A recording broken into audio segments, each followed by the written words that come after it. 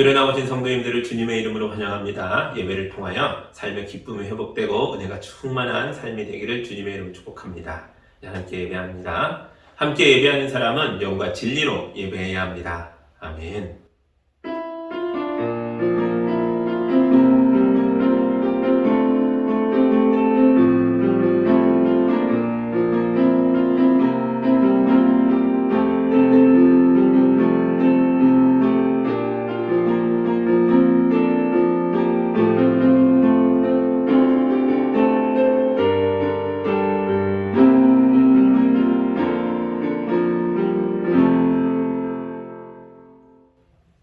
사랑의 하나님 아버지, 우리를 예배자로 불러주시니 감사합니다. 우리 교회가 구원의 반석이요 요새요 피할 바위가 되게 하여 주옵소서. 오늘 복되고 아름다운 예배를 통하여 우리 성도들에게 은총을 베풀어 주옵소서. 예수님의 이름으로 기도합니다. 아멘.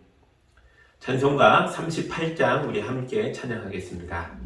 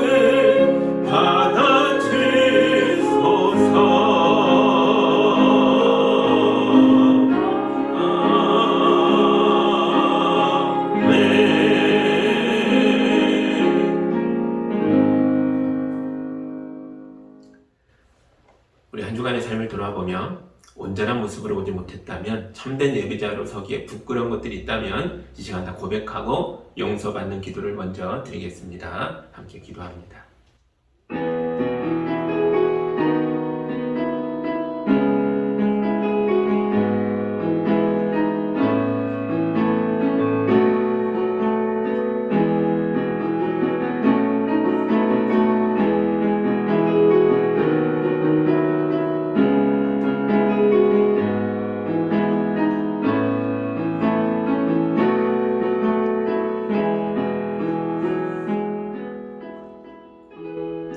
우리를 세상에서 불러내어 하나님의 자녀로 삼아주신 아버지, 우리에게 아름다운 교회를 허락하시고 지금까지 인도하여 주셔서 감사합니다. 그러나 주님, 우리가 주님의 몸된 교회에 속했지만 여전히 세상의 제약에서 벗어나지 못한 채 살고 있습니다. 주님의 십자가를 버리고 나태하고 안일하게 살았습니다. 주님의 핏값으로 세워진 교회 이것만 우리가 교회를 귀하게 여기지 않았습니다. 이제 주님의 교회에 와도 그만 안 와도 그만인 그런 곳들처럼 여겨지고 있습니다. 우리가 힘을 모아서 가난한 이웃을 돌보고 선교사님을 돕고 복음을 전파해야 하는데 정작 우리는 자신의 건강과 가족의 안녕과 사업의 번성과 축복만을 붙들고 살았습니다. 주여, 하나님의 교회를 인간의 차원으로 끌어내리고 있는 우리의 어리석음을 용서하여 주옵소서. 우리의 신앙을 다시 한번 불일듯 일으켜 주셔서 우리가 복음을 전파하는 파수꾼의 역할을 다할 수 있도록 인도하여 주옵소서. 예수님의 이름으로 기도하옵나이다. 아멘.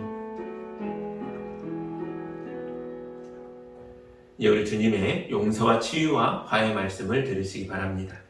이제 주님께로 돌아가자. 주님께서 우리를 찢으셨으나 다시 싸매어 주시고 우리에게 상처를 내셨으나 다시 아물게 하신다. 이틀 뒤에 우리를 다시 살려주시고 사흘 만에 우리를 다시 일으켜 세우실 것이니 우리가 주님 앞에 살 것이다. 아멘.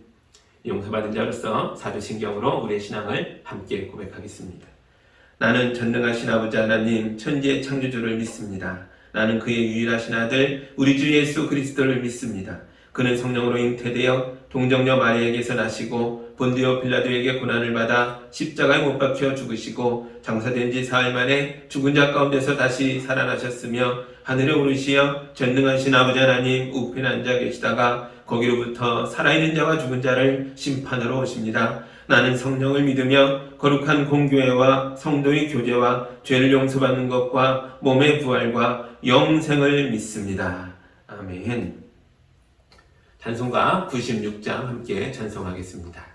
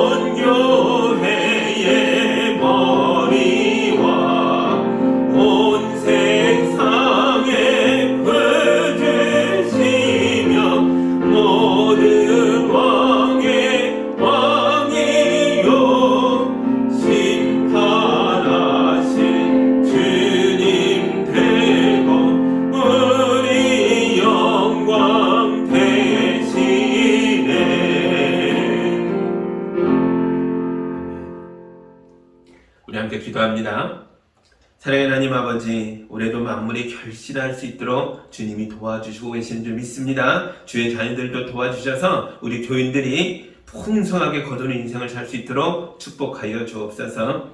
대입을 앞둔 수험생들, 또 열심히 하는 공부하는 학생들을 도와주시고 지켜주옵소서. 많은 시간을 참고 견디며 여기까지 왔습니다. 주님, 막판에 몸이 약해지거나 정신의 어려움을 겪거나 마음이 약해지지 않도록 도우시고 함께하여 주옵소서. 그들의 앞날을 선하고 올바른 방향으로 인도하여 주시고 각자 최선을 다할 때에 아름다운 열매들을 거둘 수 있도록 도와주시옵소서. 우리 성도들이 땀 흘려 일하는 현장을 지켜주옵소서. 몸을 쓰며 일하는 성도들이 다치지 않게 하여 주시고 몸에 무리가 되지 않도록 지혜롭게 일할 수 있도록 인도하여 주옵소서. 사람을 많이 만나는 직업을 가진 성도들도 도와주셔서 만남이 고통이 아니라 기쁨이 되게 하여 주옵소서. 우리 성도들의 모든 만남이 나도 살고 남도 살리는 귀한 일이 될 수 있도록 축복하여 주옵소서. 생각을 많이 하고 글을 쓰고 창작하는 일을 성도들에게 하나님의 지혜를 부어 주옵소서. 창조의 샘물이 터져올라 사람들을 위로하고 힘을 주며 우리가 사는 세상을 더 아름답게 하는 일에 귀하게 쓰임받게 하여 주옵소서.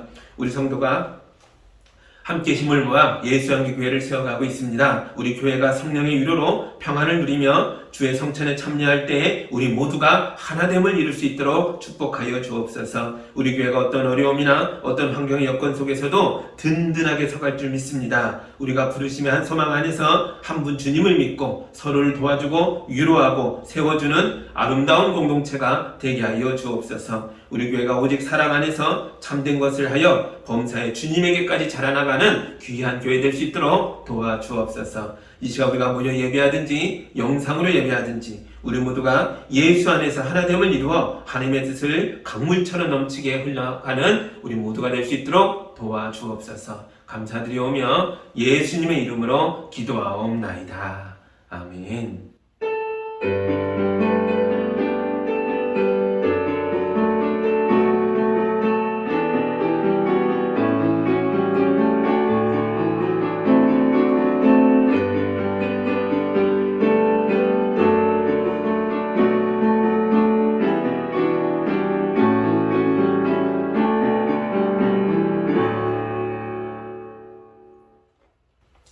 하나님 말씀 같이 보겠습니다. 오늘 우리에게 주시는 주님의 말씀은 요한복음 19장 1절에서 22절까지의 말씀입니다. 하나님 말씀을 봉독할 때 여러분도 함께 보시기 바랍니다. 그때 빌라도는 예수를 데려다가 채찍으로 쳤다. 병정들은 가시나무로 왕관을 엮어서 예수의 머리에 씌우고 자색옷을 입힌 뒤에 예수 앞으로 나와서 유대인의 왕 만세 하고 소리치고 손바닥으로 얼굴을 때렸다. 그때 빌라도가 다시 바깥으로 나와서 유대 사람들에게 말하였다. 보시오, 내가 그 사람을 당신들 앞에 데려오겠소. 나는 그에게서 아무 죄도 찾지 못했소. 나는 당신들이 그것을 알아주기를 바라오. 예수가 가시관을 쓰시고 자색옷을 입으신 채로 나오시니 빌라도가 그들에게 보시오, 이 사람이요 하고 말하였다. 대제사장들과 경비병들이 예수를 보고 외쳤다. 십자가에 못 박으시오. 십자가에 못 박으시오. 그러자 빌라도는 그들에게 당신들이 이 사람을 데려다가 십자가에 못 박으시오. 나는 이 사람에게서 아무 죄를 찾지 못했어 하고 말하였다. 유대 사람들이 그에게 대답하였다. 우리에게는 율법이 있는데 그 율법을 따르면 그는 마땅히 죽어야 합니다. 그가 자기를 가리켜서 하나님의 아들이라고 했기 때문입니다. 빌라도는 이 말을 듣고 더욱 두려워서 다시 관저 안으로 들어가서 예수께 물었다. 당신은 어디서 왔소? 예수께서는 그에게 아무 대답도 하지 않으셨다. 그래서 빌라도가 예수께 말하였다. 나에게 말을 하지 않을 작정이요? 나에게는 당신을 놓아줄 권한도 있고 십자가에 처형할 권한도 있다는 것을 모르시오. 예수께서 대답하셨다. 위에서 주지 않으셨더라면 당신에게는 나를 어찌할 아무런 권한도 없을 것이요. 그러므로 나를 당신에게 넘겨준 사람의 죄는 더 크다 할 것이요. 이 말을 듣고서 빌라도는 예수를 놓아주려고 힘썼다. 그러나 유대 사람들은 이 사람을 놓아주면 총독님은 황제 폐하의 충신이 아닙니다. 자기를 가리켜서 왕이라고 하는 사람은 누구나 황제 폐하를 반역하는 자입니다 하고 외쳤다. 빌라도는 이 말을 듣고 예수를 데리고 나와서 리토스트론이라고 부르는 재판석에 앉았다. 리토스트론은 히브리 말로 가바다인데 돌을 박은 자리라는 뜻이다. 그날은 6월절 준비일이고 때는 낮 12시쯤이었다. 빌라도가 유대 사람들에게 말하였다. 보시오, 당신들의 왕이요. 그들이 외쳤다. 없애버리시오, 없애버리시오. 그는 십자가에 못 박으시오. 빌라도가 그들에게 말하였다. 당신들의 왕을 십자가에 못 박으란 말이요. 대제사장들이 대답하였다. 우리에게는 황제 폐하밖에는 왕이 없습니다. 이리하여 이제 빌라도는 예수를 십자가에 처형하라고 그들에게 넘겨주었다. 그들은 예수를 넘겨받았다. 예수께서 십자가를 지시고 해골이라 하는 데로 가셨다. 그곳은 히브리 말로 골고다라고 하였다. 거기서 그들은 예수를 십자가에 못 박았다. 그리고 다른 두 사람도 예수와 함께 십자가에 달아서 예수를 가운데로 하고 좌우에 세웠다. 빌라도는 또한 명패에 써서 십자가에 붙였다. 그 명패에는 유대인의 왕 나사렛 사람 예수라고 썼다. 예수께서 십자가에 달리신 곳은 도성에서 가까우므로 많은 유대 사람이 이 명패를 읽었다. 그것은 히브리 말과 로마 말과 그리스 말로 적혀 있었다.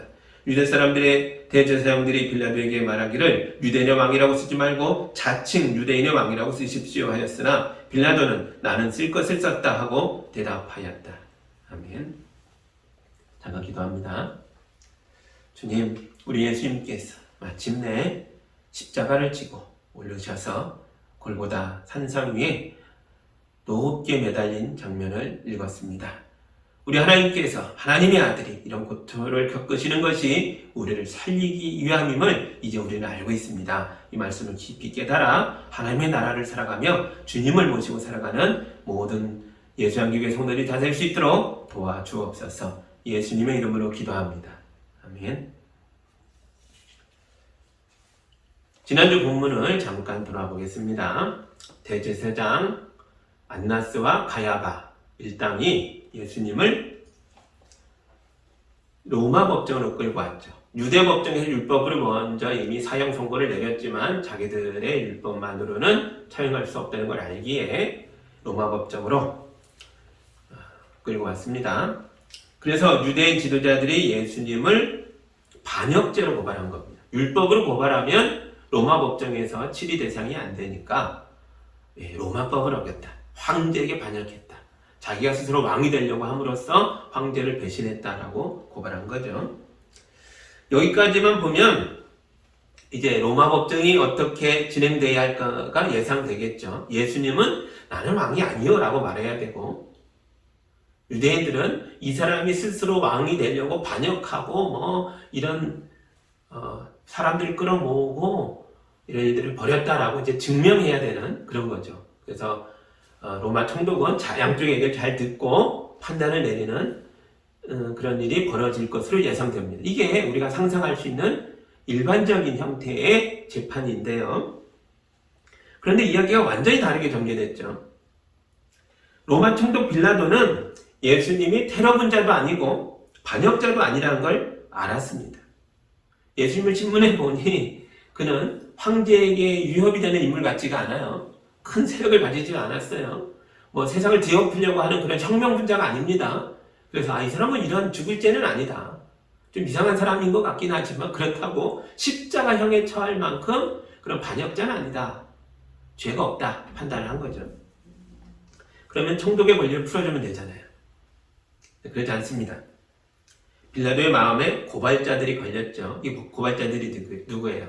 성전의 제사장들이고 자기가 총독으로 다스리는 유대 지역의 유대인들의 정신적인 지주들, 그들을 마음을 장악하고 있는 그런 사람들입니다. 이들에게 밑보이면 안 되잖아요. 이들을 달래고자 그 사람들의 체면도 세워줘야죠. 예수님을 죄수라고 잡아왔는데 그냥 풀어주면 그 사람들이 체면이 말이 아니잖아요. 그래서 이렇게 말했습니다. 나는 그에게서 아무 죄도 찾지 못했어. 그러니 내가 그 사람을 유월절 특사로 풀어주면 어떻겠어? 이렇게 제안했죠. 이 말은 아주 특별한 의미가 숨어 있습니다. 예수님에게 죄가 있다고 선언해야만 특사도 가능한 거거든요. 그렇죠? 죄가 없으면 그냥 풀어줘야 되고요. 특사란 죄인으로 선언하고 감옥에 한번 넣었다가 다시 풀어주는 게 특사죠. 그러니까 이건 빌라도가 고발자들에게 정치적인 거래를 한 거예요.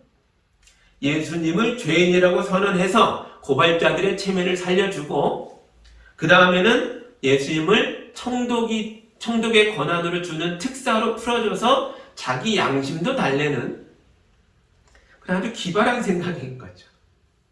빌라도는 참 내가 대단한 생각을 해냈다 스스로 만족했을 거예요. 그러나 유대인들이 큰 소리로 외치죠. 그 사람이 아니요 바라바를 놓아주시오. 빌라도의 기대가 순식간에 깨집니다. 둘 다 만족할 만한 제안이라고 생각했는데 그들이 거절하니까요. 우리말 성경에서는 바라바를 강도였다라고 말하는데요. 여기서 강도란 말은 그리스어로 레스테스라는 말을 번역한 겁니다. 근데 레스테스는 강도라는 뜻만 가진 게 아니고요. 요즘 말로 바꾸면 레지스탕스. 그러니까 유격대원으로 독립운동하는, 저항운동하는 그런 사람들 또는 테러리스트 이런 뜻도 담고 있는 말입니다. 그러니까 예수님을 놓아줄 거면 차라리 바라바를 놓아주시오. 이 말은 예수가 바라바보다 더 심한 반역자다, 더 심한 레지스탕스요 테러리스트다, 이런 의미를 담고 있는 거죠. 바라바는 실제 증거가 있어 잡혀온 테러리스트인데, 반역자인데 그는 풀어달라는 거예요. 아무 증거가 없는 예수님은 더 지독한 반역자니까 처형해 달라는 거죠. 빌라도는 예수님이 그런 무시무시한 반역자는 아니다라는 걸 잘 알고 있죠. 그가 그런 사람이 아니다라는 걸 보여주려고 합니다. 그게 오늘 말씀이에요. 19장 1절에서 3절 보겠습니다. 그때 빌라도는 예수를 데려다가 채찍으로 쳤다. 병정들은 가시나무로 왕관을 엮어서 예수의 머리에 씌우고 자색옷을 입힌 뒤에 예수 앞으로 나와서 유대인의 왕 만세하고 소리치고 손바닥으로 얼굴을 때렸다. 빌라도가 아직 그 어떤 판결도 내리지 않은 상태에서 예수님을 병정들에게 내어줍니다. 이건 그냥 혼쭐만 내주라는 뜻이었어요. 병정들은 빌라도의 속마음을 알아들었죠. 그래서 예수님을 희롱합니다. 이런 일이 아주 익숙해요. 예수님 머리에 가시로 관을 짜서 왕관처럼 머리에 씌웁니다. 그 깊은 가시가 머리를 찔러 피범벅이 되겠죠. 고문하는 거예요. 그리고 로마 병정들의 그 망토 있잖아요. 빨간색 그 망토를 벗어서 예수님 목에 걸어주고 우리 왕이시여, 유대인의 왕이여 하고 인사를 합니다. 조롱하는 거죠. 그리고 어떻게 해요? 손바닥으로 얼굴을 때립니다. 모욕을 가합니다. 그리고요, 채찍질을 했죠. 로마의 채찍질은 3단계로 나눠져 있어요. 가벼운 형벌의 채찍질은 경고의 의미가 강합니다. 그래서 다시는 이런 일 하지 마라, 죄짓지 마라, 그리고는 때려서 놔주는 그런 형벌이 있고요. 중간 단계가 또 있어요. 그 좀 더 무섭게 채찍질하는 게 있고요. 마지막 단계는 사형수들에게 가하는 마지막 채찍질이 있어요. 그건 진짜 무시무시한 채찍질입니다. 이 모든 채찍질 단계마다 이름이 붙어 있을 정도로 아주 법제화되어 있습니다. 그러니까 빌라도가 예수님을 채찍질했다는 것은 이 1단계였을 거예요. 훈계하고 교훈을 몸에 새겨주는 거죠. 이 채찍질 자국 보면서 이런 일 또 하지 마. 숨죽이고 살아. 알았지? 그럼 풀어줄게. 이런 의미가 담겨 있는 겁니다. 그리고 빌라도가 이 모든 걸 조용히 지켜보다가 피투성이가 되어 있는 예수님을 데리고 밖으로 나와서 고발자들을 다시 만납니다. 4절과 5절이에요. 그때 빌라도가 다시 바깥으로 나와서 유대 사람들에게 말하였다. 보시오, 내가 그 사람을 당신들 앞에 데려오겠소. 나는 그에게서 아무 죄도 찾지 못했소. 나는 당신들이 그것을 알아주기를 바라오. 예수가 가시관을 쓰시고 자색옷을 입으신 채로 나오시니 빌라도가 그들에게 보시오, 이 사람이요 하고 말하였다. 왕이 되려고 했던 사람이라고 고발당한 사람이 황금관 대신 가시관을 쓰고 고귀한 망토 대신 군병들의 낡은 외투를 걸친 채 피투성이가 되어 비틀비틀거리며 나와서 서였습니다. 이런 예수님의 모습은 너무너무 초라했겠죠. 빌라도는 이 정도로 이 사건을 마무리 짓고 싶은 거예요. 난 이 사람에게서 아무 죄도 찾지 못했어. 그런데 그럼에도 불구하고 내가 이 사람을 이렇게 혹독하게 혼을 내주었어.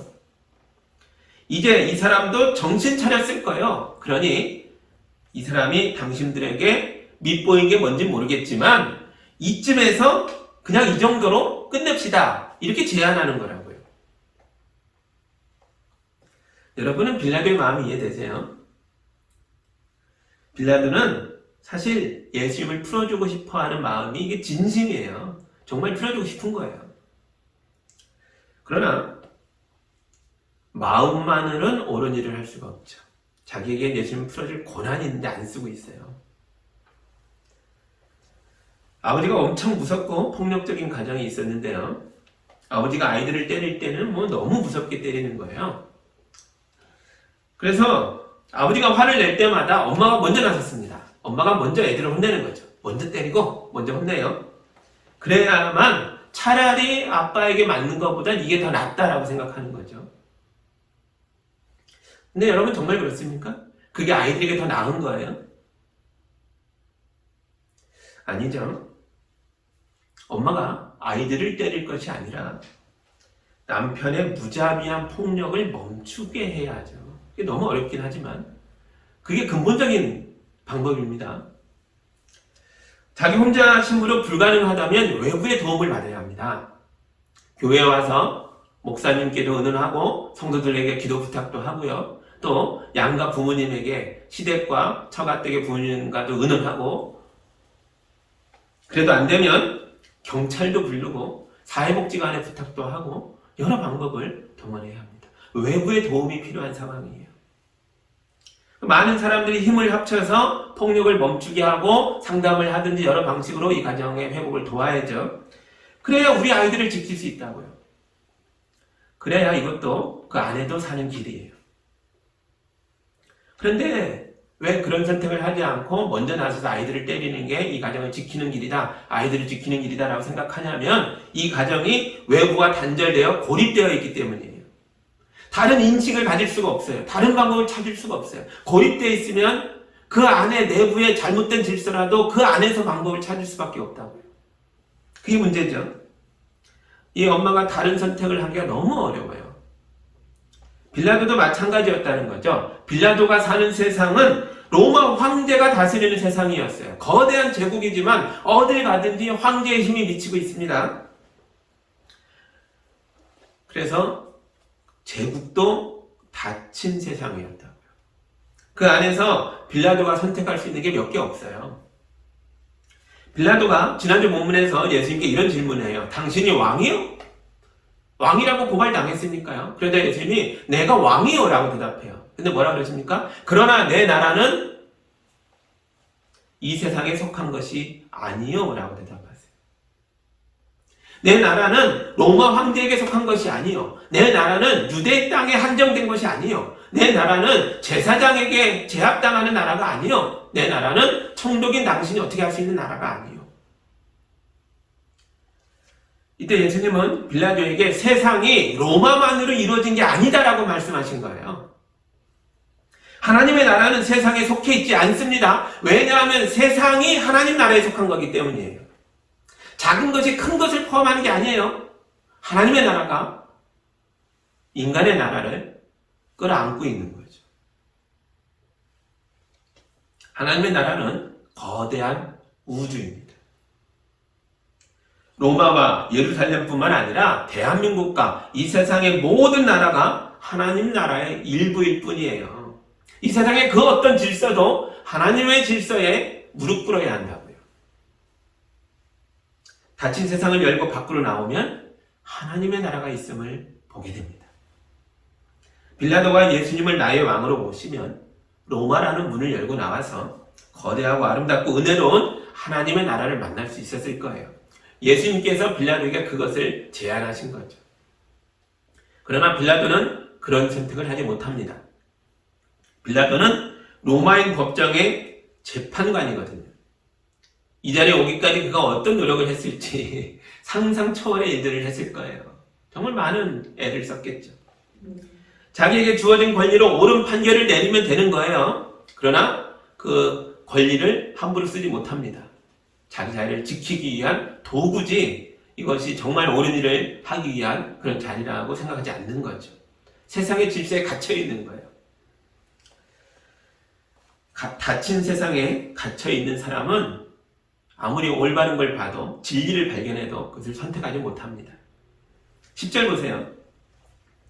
그래서 빌라도가 예수께 말하였다. 나에게 말을 하지 않을 작정이요 나에게는 당신을 놓아줄 권한도 있고 십자가에 처형할 권한도 있다는 것을 모르시오? 빌라도는 자기에게 권한이 있다고 주장을 해요. 실제로 권한이 있습니다. 그런데 안 쓰죠. 죄가 없는 자라는 걸 알았으면 놓아줄 권한이 있는데 안 씁니다.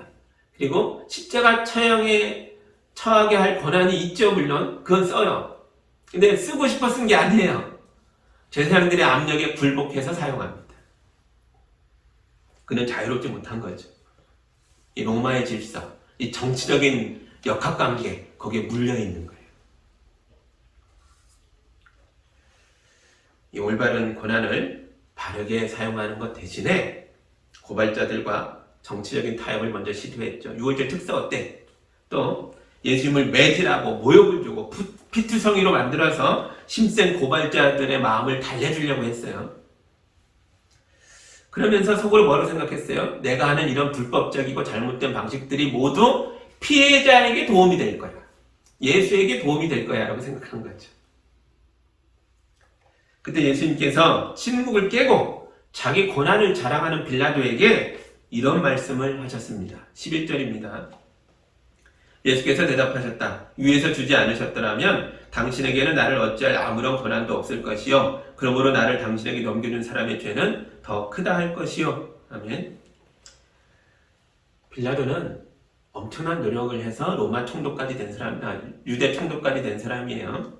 이 당시에 황제가 티베리우스인데요. 이 티베리우스 황제는 의심병이 심했다 그래요. 그래서 한번 의심병이 도지면 자기가 그렇게 오랫동안 믿고 인정했던 부하라도요 가차없이 처형해버렸다고 합니다. 빌라도가 이런 황제 밑에서 유대 총독을 벌써 7년째 하고 있는 거예요. 그러니까 빌라도가 보통 사람 아니에요. 정말 이 권력의 속성을 잘 알고 있고 줄타기 잘하고 있다는 걸 알 수 있죠. 근데 보세요. 예수님은 이 모든 게 하나님께서 하시는 일이라고 말씀하고 있어요. 네가 그 어떤 노력으로 이 자리에 왔던 간에 하나님이 허락하신 것이다. 하나님이 너를 세운 것이다. 이게 뭐예요? 로마라는 세상도 하나님 나라의 일부라는 걸 지금 말씀하고 있는 거예요. 우리는 예수님의 말씀에서 두 개의 차원이 있다는 걸 발견합니다. 하나는 인간의 차원이고요. 하나는 또 하나는 하나님의 차원이죠.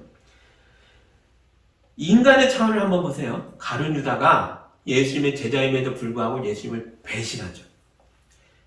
그리고 유대 성전의 제사장들은 거짓과 위선과 폭력으로 예수님을 로마 법정에 고발했습니다.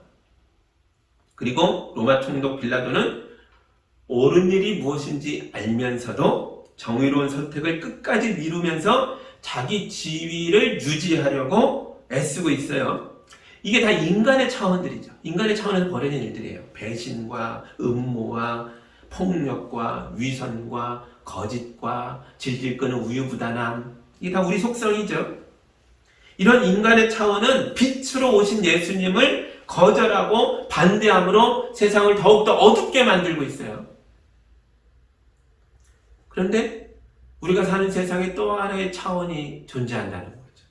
바로 하나님의 차원이에요. 예수님께서는 유다의 배신과 제사장들의 위선과 빌라도의 이런 우유부단하고 복지부동하는 태도를 마치 시냇물에 놓인 징검다리처럼 하나하나 밟아가셔서 자기의 길, 십자가의 길을 앞으로 걸어나가고 계시다고요. 사람들의 배신과 위선과 탈선이 인간의 선택들이 생명의 빛을 꺼뜨리는 것이 아니라 오히려 하나님의 차원에서 주는 세상을 구원하는 이 아름다운 빛이 더 환하게 타오르고 있어요. 예수께서 이걸 빌라도에게 말씀하신 거예요. 왜요? 빌라도에게 구원의 기회를 주려고요. 예수님은 잘못된 선택으로 나아가고 있는 인간들에게 계속 기회를 주고 계셨죠. 가룟 유다가 예수님을 배신할 마음을 먹었을 때도 예수님은 그걸 다 알면서도 그의 발을 찢겨주시고 그에게 먹을 걸 나눠주시고 그리고 그에게 너의 할 일을 해라 하심으로 내가 너의 속마음을 이미 꿰뚫어 알고 있다라고 말씀해 주세요. 그럼에도 불구하고 배신한 거죠. 만약에 유다가 배신하지 않았다면 예수님의 십자가의 길은 거기서 멈추게 될까요? 아니요. 그렇지 않습니다. 예수님의 십자가의 길은 유다의 배신 없이도 계속 걸어 나가실 수 있는 길이에요. 이게 하나님의 차원이죠. 인간의 차원으로는 다 이해할 수가 없어요. 다른 차원의 이야기니까요. 그러나 하나님의 나라에서 결정되고 진행되는 이러한 모든 섭리는 인간의 차원에서 결정되고 진행되는 모든 선택과 행동들의 뒷받침을 받고 있어요. 우리가 어떤 선택을 하든 하나님의 일이 어그러지진 않아요. 굉장히 놀랍죠? 하나님의 나라가 세상 나라보다 크기 때문에 하나님 나라가 세상 나라를 품고 있기 때문에 이런 일이 가능한 거예요. 유다는 예수님께서 내미신 손을 거절하고 예수님을 배신했어요. 그 선택이 유다의 배신이 십자가의 길을 막았나요? 아니요. 예수님은 그 배신을 징검다리처럼 딛고 앞으로 나아가셨어요. 근데 유다는 예수님은 십자가를 계속 가시지만 유다는 자기의 배신의 죄악 속에서 구원에서 멀어지고 멸망받았죠. 빌라도도 그래요. 빌라도가 예수님을 처형하지 않아도, 십자가의 선고를 땅땅땅 때리지 않아도 예수님은 그 길을 걸어갔어요. 이게 하나님 차원이니까요. 인간의 차원은 하나님의 차원을 방해할 수 없어요. 근데 빌라도는 그 기회를 잃어버립니다. 예수님께서 제안하신 기회를 예수님 내미신 손을 못 잡았던 거예요. 이런 이야기는 인간의 차원에만 머물러 있는 사람에겐 이해가 안 돼요. 가정의 폭력이 있을 때, 가정이 폐쇄적일 때는요, 외부의 도움을 받을 수 있다는 것이 이해가 안 되거든요. 비슷해요. 자기 세계에 갇혀 있으면 더 크고 더 넓은 세상을 이해할 수가 없어요. 이게 머리로 이해가 안 돼요. 근데 놀랍게도 이런 것을 이해하는데 도움이 되는 영화가 있더라고요. 인터스텔라라는 영화 혹시 보신 분 계세요? 비록 이 영화는 기독교 영화가 아니라 과학 공상 영화지만 이런 것에 대해서 이해를 줄 만한 그런 가능성이 있더라고요. 여러 차원에 대한 이야기가 나오거든요. 나중에 한번 보십시오. 그러나 제사장 무리가 날카롭게 외치는 그 소리가 하나님의 나라에 대하여 이제 눈 떠가던 빌라도를 다시 세상으로 끌어내립니다. 12절 보시죠. 이 말을 듣고서 빌라도는 예수를 놓아주려고 힘썼다. 그러나 유대 사람들은 이 사람을 놓아주면 총독님은 황제 폐하의 충신이 아닙니다. 자기를 가리켜서 왕이라고 하는 사람은 누구나 황제 폐하를 반역하는 자입니다. 하고 외쳤다. 이 황제 충신이라고 번역된 말은 원어에서 보면요, 카이사르의 친구라는 말로 되어 있어요. 카이사르, 케사르, 가이사, 황제의 친구. 이게요, 그냥 부르는 말이 아니고 좀 공식적인 의미를 갖고 있어요. 아무에게나 붙이는 말이 아닙니다. 정말 황제의 최측근들에게 카이사르의 친구, 황제의 친구라는 이름을 붙여요. 그 특별한 그룹이라는 뜻으로 통용되는 실제로 존재하는 단어였어요. 황제가 신임하는 가장 가까운 사람들에게만 이 호칭을 붙일 수 있어요. 굉장히 공식적인 의미가 있습니다. 빌라도가 이런 황제의 친구 중에 하나였다라고 불리고 있는 사람이라는 거죠. 그러니까 빌라도가 황제에게 어떤 충성을 바쳤을지 이 명칭 하나로도 상상이 되는 거예요. 근데 제사장들이 이걸 건드린 거예요. 당신은 황제의 친구라는 칭호를 받은 사람인데 이제 그 칭호를 내려놔야 할걸요? 예수를 풀어주면 당신은 더 이상 그 칭호를 쓸 수 없을걸요? 왜냐? 우리가 고발할 거니까요. 우리가 황제에게 편지를 보내고 사자를 보내고 사람을 보내서 자칭 왕이라고 주장하며 반역했던 자를 빌라도가 놔줬습니다. 그는 당신의 친구가 아닙니다. 우리가 말할 거라는 거예요.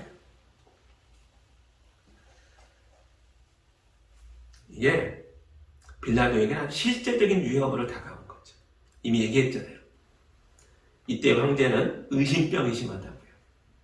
한번 의심하면 가차없이 직접 처형도 하는 그런 무서운 황제라고요.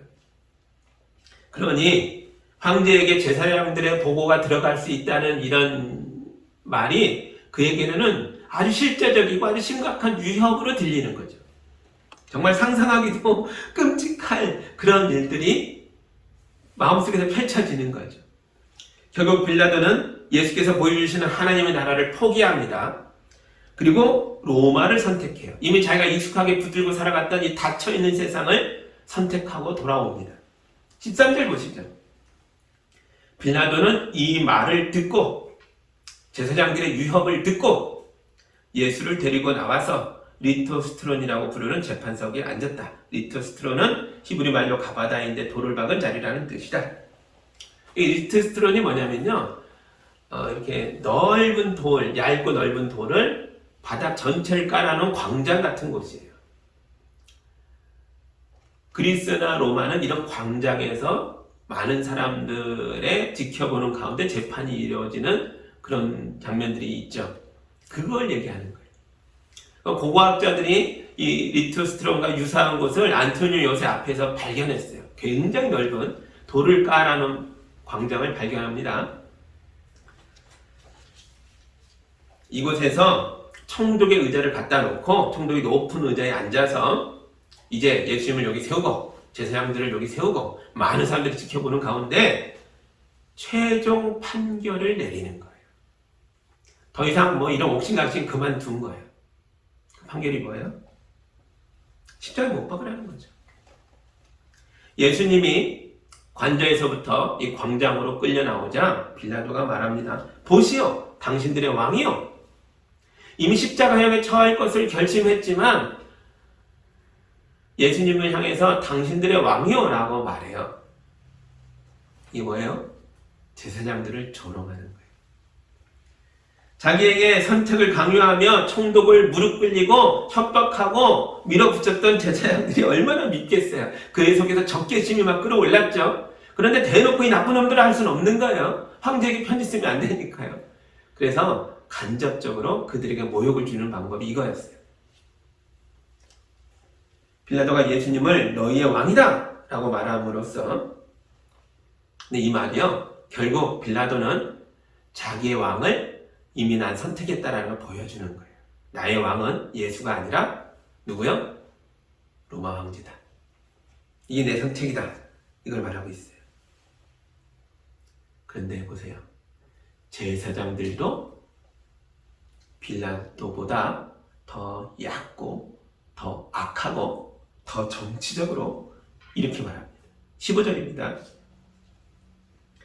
그들이 외쳤다. 없애버리시오, 없애버리시오. 그를 십자가에 못 박으시오. 빌라도가 그들에게 말하였다. 당신들의 왕을 십자가에 못 박으란 말이요? 대제사장들이 대답하였다. 우리에게는 황제 폐하밖에는 왕이 없습니다. 와, 엄청나죠? 여러분, 지금은 6월절 명절 절기예요. 6월절이 뭐죠? 이집트에서 이스라엘 백성이 노예 생활을 400여 년 동안 했죠. 하나님께서 이게 너무 마음이 아파서 모세를 보내셔서 이집트 나라와 이집트 왕 파라오를 심판하시고 세상의 권력과 세상의 왕을 꺾으시고 이스라엘 백성을 구원하여 내시는 것을 기념하는 날이에요. 하나님께서 친히 이스라엘 백성의 왕이 되어주신 거예요. 이집트의 파라오가 너희 왕이 아니라 너희 왕은 나다 이거예요. 그럼 이스라엘에 있는 왕들은 누구예요? 하나님이 진짜 왕이고 그 왕이 백성 가운데 세워준 분봉왕이었던 거죠. 그래서 이스라엘 왕들은 다윗을 비롯해서 이 고백을 다 하는 거예요. 하나님만이 참 왕이시며 우리는 하나님을 대신하여 백성을 돌보는 중간짜리 왕입니다 라는 고백을 이스라엘 왕들이 해왔던 거죠. 파라오는 달랐죠. 파라오는 내가 신이다, 내가 하나님이다 라고 주장하는 왕이었어요. 로마 황제도 그래요. 숭배를 받는, 제사를 받는, 살아있는 신이다 라고 로마 황제가 주장했죠. 이스라엘 왕들은 그러면 안 돼요. 참 왕은 하나님밖에 없다라고 고백하는 거죠. 이게 이스라엘 백성이에요. 그런데 그들의 제사장이 뭐라 그래요? 우리의 왕은 황제 폐하밖에 없나이다. 6월절 마지막 날에 유대인들이 성전에 모여서 이 기도를 마지막으로 올려요. 그 마지막 문구가 이래요. 제가 읽어드릴게요. 주는 영원부터 영원까지 하나님이시니이다. 주밖에는 우리에게 왕이나 구속자, 구주가 없나이다. 해방자도 구원자도 보호자도 없나이다. 우리에게는 주밖에 왕이 없나이다. 이 기도문을 맨 앞에 서서 외우고 외치는 자가 제사장, 대제사장이에요. 근데 그가 뭐라고 해요? 우리에게 다른 왕은 없나이다. 황제 폐하뿐이나이다. 와, 이거야말로 신성모독이죠. 왜 이런 얘기를 했어요? 예수님을 죽이려는 욕망이 너무 크니까요. 저 사람을 십자가에 못 박으시오. 없애버리시오. 이 주장을 위하여 로마 황제를 우리의 왕이라고 고백하는 거예요. 유대인들은 로마 황제를 향해서 충성 맹세를 함으로써 정치적으로 뿐만 아니라 신앙으로도 하나님을 배신한 거예요. 그리고요, 지난 몇천 년 동안 유대인들이 자기 민족의 유산으로 붙들어왔던 6월절 명절도 부정하고 있는 거예요. 그리고 마지막으로 성경이 계시하고 있는 참된 왕, 우리의 모든 구원자 메시아가 오실 것이라는 이 하나님의 말씀도 부인하고 있는 거예요. 이 땅에 메시아는 없다는 거죠. 우리에게 황제만 있다는 거예요. 이런 어마어마한 배신과 제약의 외침 속에서 결국 빌라도도 자기 인생에서 가장 최악의 선택이 될 것을 결정합니다. 16절이죠.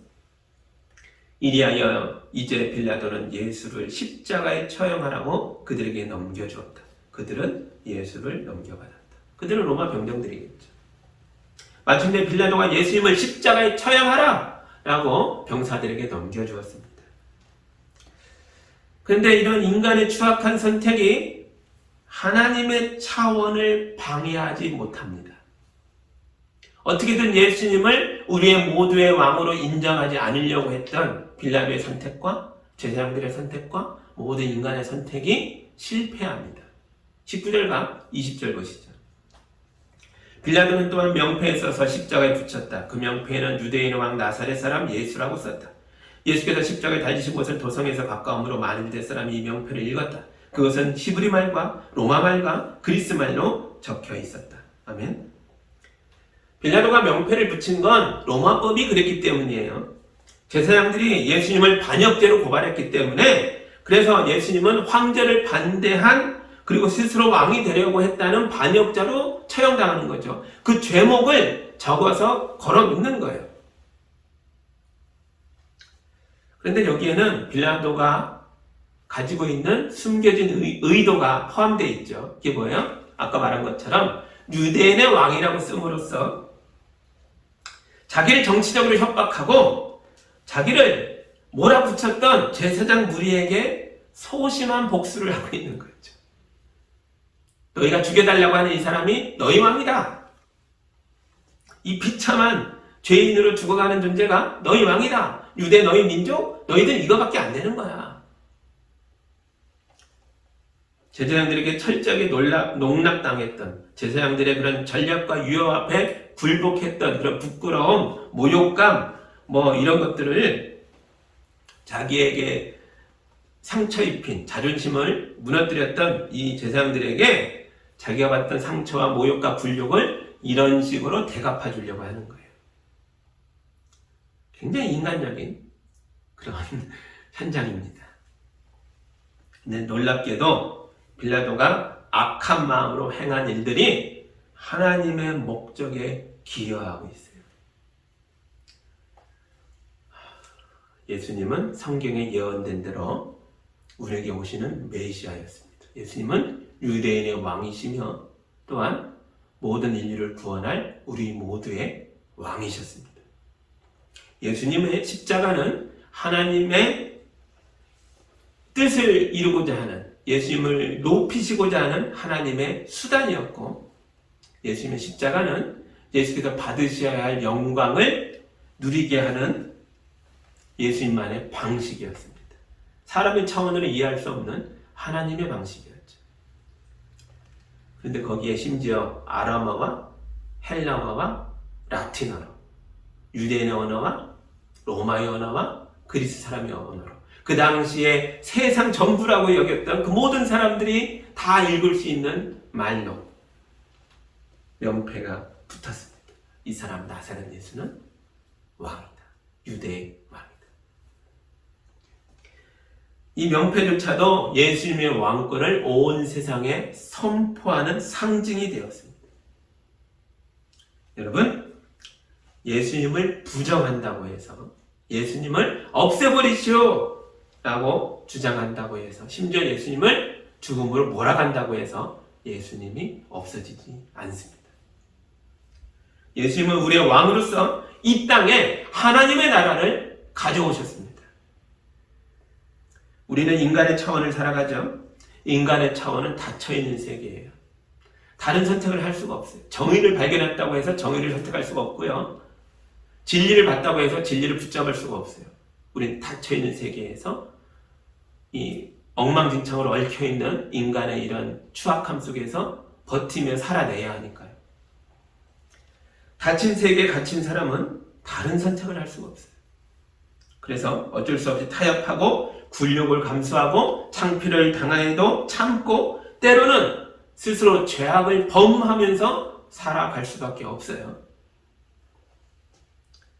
그러나 예수님을 왕으로 모신 사람은 이 닫힌 세계를 열고 나올 수 있어요.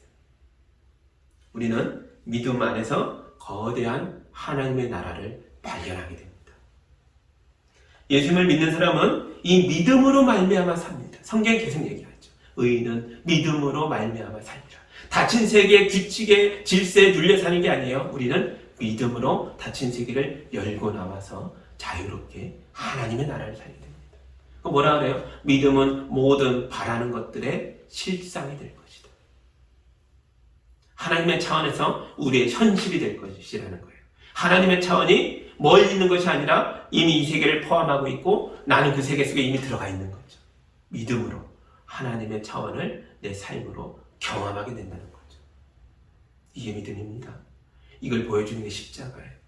십자가는 결정적으로 하나님의 나라가 이 땅을 찍고 우리 인류의 역사 속에 들어왔음을 보여주는, 그리고 완성되고 있음을 보여주는 하나님의 차원의 깃발과 같은 상징인 거죠. 승리의 깃발이에요. 예수님을 나의 왕으로 모시고 거룩한 하나님의 나라를 내 가정에, 우리 교회에, 내 인생에 세우고 복된 삶을 누리며 살아가는 예수양교회의 성도들이 다 되기를 주님의 이름으로 축복합니다. 아멘. 우리 함께 기도합니다. 사랑하는 하나님 아버지, 감사합니다. 예수님의 십자가를 바라봅니다. 인간의 모든 실수와 죄악과 배신과 굴욕과 모욕과 그 어떤 잘못된 선택들마저도 다 밟고 누르셔서 하나님의 나라를 이 땅에 가져오신 주님의 십자가를 바라봅니다. 예수님의 십자가를 우리가 붙듭니다. 온전한 믿음으로 예수님을 나의 왕이라고 고백합니다. 우리 성도들을 하나님 나라 백성 삼아주시고 하나님의 차원에서 임하는 은혜와 축복을 누리며 살 수 있도록 도와주옵소서. 우리 성도들이 세상의 질서, 닫혀있던 세상의 질서를 깨뜨리고 나와 하나님의 질서에 순복하며 기쁨 가운데 살아갈 수 있도록 축복하여 주시옵소서. 우리 성도들을 어렵게 만드는 세상의 악한 자들, 세상의 모든 어려움들이 오히려 하나님의 차원에서 우리 성도들의 발판이 되게 하여 주시고 그것을 하나하나 디뎌 밟아가며 아름다운 삶으로, 주님 닮아가는 삶으로 나아갈 수 있도록 인도하여 주옵소서. 예수님의 이름으로 기도하옵나이다. 아멘.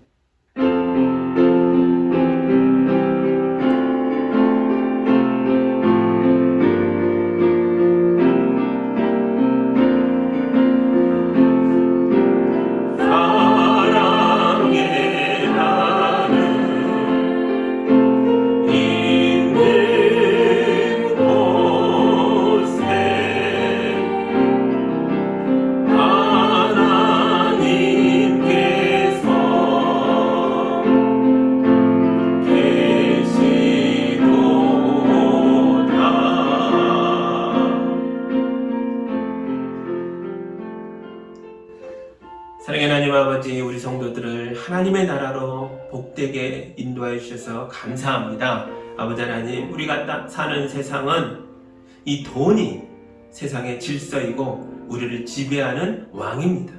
주님, 우리 성도들이 이 돈에 밀려서 눌려서 많은 고통과 어려움을 겪었습니다. 많은 모욕을 당했습니다. 그러나 이제 우리가 예수님 믿고 십자가 붙들고 새로운 질서로 들어갔습니다. 우리 성도들을 이 물질에서 해방하여 주옵소서. 자유케 하여 주옵소서. 담대하게 하나님 주신 은혜를 누리며 살아갈 수 있도록 인도하여 주옵소서. 우리 성도들이 이 물질을 가지고 하나님께 올려드리며 하나님의 역사를 위하여, 교회를 위하여, 하나님 나라를 위하여 헌신하며 나아갑니다. 이 물질을 통해 영광 받아 주시고 주님의 교회를 세우시고 이웃을 돌보는 길이 열리게 하시고 온 땅에 복음이 선포되게 하여 주옵소서. 우리 성도들 강하고 담대할 수 있도록 축복하여 주옵소서. 은혜 가운데 충만하게 살 수 있도록 인도하여 주옵소서. 예수님의 이름으로 기도하옵나이다. 아멘.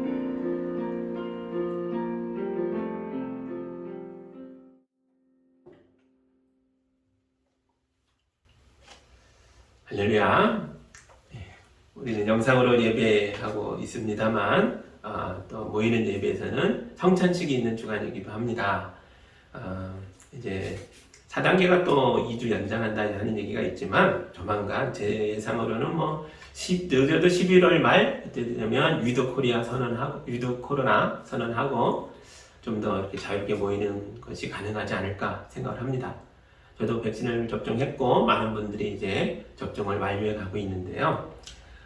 이제 이런 것들이 다 풀려가면 그때 또 다 모여서 주님의 몸된 성찬에 함께 참여하고 은혜를 누리는 그런 일들을 가정에서 예배하는 분들도 함께 누리면 좋겠습니다. 감사합니다.